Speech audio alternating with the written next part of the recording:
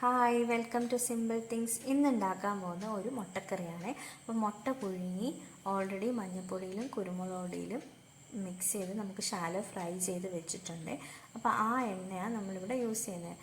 ഇതിലേക്ക് നമ്മൾ സവാള, പച്ചമുളക്, വെളുത്തുള്ളി, തക്കാളി ഇത്ര ഐറ്റംസാണ് ആദ്യം യൂസ് ചെയ്യുന്നത്. അപ്പോൾ ആദ്യം നമ്മൾ സവാളയും പച്ചമുളകും വെളുത്തുള്ളിയും കൂടി ഇട്ട് നല്ലോണം വാട്ടിക്കൊടുക്കും. ഒന്ന് വാടി വരുന്ന സമയമാകുമ്പം നമുക്കിതിലേക്ക് ഉപ്പ് ആഡ് ചെയ്ത് കൊടുക്കാം. ഉപ്പ് ഇട്ടിട്ട് വീണ്ടും നല്ലോണം വഴറ്റി കൊടുക്കാം. ഏകദേശം വഴണ്ട് വരുന്നുണ്ട്. ആ ഒരു സമയമാകുമ്പോഴത്തേക്ക് നമുക്കിതിലേക്ക് തക്കാളി ആഡ് ചെയ്ത് കൊടുക്കാം. ഒരു മീഡിയം തക്കാളിയാണ് ഞാൻ എടുത്തിട്ടുള്ളത്. ഒത്തിരി വലിപ്പമുള്ള തക്കാളിയൊന്നും വേണ്ട, ഒരു മീഡിയം തക്കാളി മതി. അപ്പോൾ തക്കാളി ഒന്ന് വാടി വരുന്നവരെ നമുക്ക് വെയിറ്റ് ചെയ്യാം. തക്കാളി വാടി വന്നിട്ടുണ്ട്. ഇനി ഇതിലേക്ക് നമുക്ക് പൊടികളൊക്കെ ആഡ് ചെയ്ത് കൊടുക്കാം. മഞ്ഞൾപ്പൊടി ഉപയോഗിക്കുന്നുണ്ട്, ലേശം മഞ്ഞൾപ്പൊടി. പിന്നെ ഇതിലേക്ക് നമ്മൾ ആഡ് ചെയ്യുന്നത് മല്ലിപ്പൊടിയാണ്. മല്ലിപ്പൊടിയെല്ലാം ഞാൻ വീട്ടിൽ പൊടിപ്പിച്ച മല്ലിപ്പൊടി, മുളക് പൊടി, മഞ്ഞൾപ്പൊടി എല്ലാം യൂസ് ചെയ്യുന്നത്. അപ്പോൾ മല്ലിപ്പൊടി യൂസ് ചെയ്തതിന് ശേഷം നമുക്ക് ലേശം മുളക് പൊടി ഉപയോഗിക്കാം.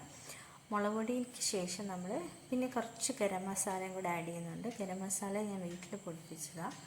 അപ്പോൾ ഗരം മസാലയും കൂടെ ആഡ് ചെയ്തതിന് ശേഷം നമുക്ക് വീണ്ടും ഇളക്കി കൊടുക്കാം. നല്ലോണം ഇളക്കി കൊടുത്ത് പിന്നെ ലേശം കുരുമുളകും കൂടെ യൂസ് ചെയ്യുന്നുണ്ട്. അത് ക്രഷ്ഡ് പെപ്പറാണ്, അല്ല നല്ലോണം പൊടിച്ചതല്ല, ജസ്റ്റ് ചതച്ചെടുത്ത് കുരുമുളകാണ്. അതും കൂടി ഇട്ടിട്ട് നല്ലോണം മിക്സ് ചെയ്യുക. ഏകദേശം വാടി വന്നിട്ടുണ്ട്. അപ്പോൾ ചൂടാറാനായിട്ട് നമുക്ക് മാറ്റി വെക്കാം. അതിനുശേഷം ചൂടാറിയതിന് ശേഷം മിക്സിയിലിട്ട് നല്ലോണം പേസ്റ്റ് പോലെ അരച്ചെടുക്കാം. അരച്ചെടുത്തിട്ട് ലേശം വെള്ളവും കൂടി ഒഴിച്ചിട്ട് വീണ്ടും ആ ചട്ടിയിലേക്ക് ഒഴിച്ച് നല്ലോണം തിളപ്പിക്കണം. നല്ലോണം തിളച്ച് വരുന്ന സമയമാകുമ്പോൾ നമ്മൾ നേരത്തെ ഞാൻ പറഞ്ഞിട്ടുണ്ടായിരുന്നില്ലേ, ജസ്റ്റ് ഷാലോ ഫ്രൈ ചെയ്ത് വെച്ചിട്ടുള്ള മുട്ടയുടെ കാര്യം. അപ്പോൾ ആ മുട്ട ഇതിലേക്ക് ഇട്ട് കൊടുക്കാം. മുട്ട ഫുള്ളായിട്ട് യൂസ് ചെയ്യാം, മുറിച്ചും യൂസ് ചെയ്യാം. ഞാൻ കീറിയിട്ടിട്ടുണ്ട്. അപ്പം മുഴുവനായിട്ട് ഇടണമെങ്കിൽ അങ്ങനെയും ചെയ്യാം. അപ്പോൾ അതിനി നല്ലോണം തിളച്ച് വരുന്നവരെ നമുക്ക് വെയിറ്റ് ചെയ്യാം. തിളച്ച് വന്നതിന് ശേഷം ഒരു ലേശം കസ്തൂരി മീറ്റ് ഇതിലേക്ക് ആഡ് ചെയ്ത് കൊടുക്കാം. അത് വേണമെന്നില്ല, ഓപ്ഷണലാണ്.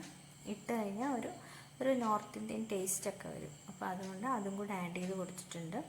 അപ്പോൾ ഇത്രയേ ഉള്ളൂ മുട്ടക്കറി. അടിപൊളിയാണ്. ചപ്പാത്തിയുടെ കൂടെയൊക്കെ നല്ല ടേസ്റ്റാണ്. അപ്പോൾ എല്ലാവരും ട്രൈ ചെയ്ത് നോക്കണം. അപ്പോൾ വീണ്ടും ഒരു റെസിപ്പിയായിട്ട് നാളെ വരാം. ബൈ.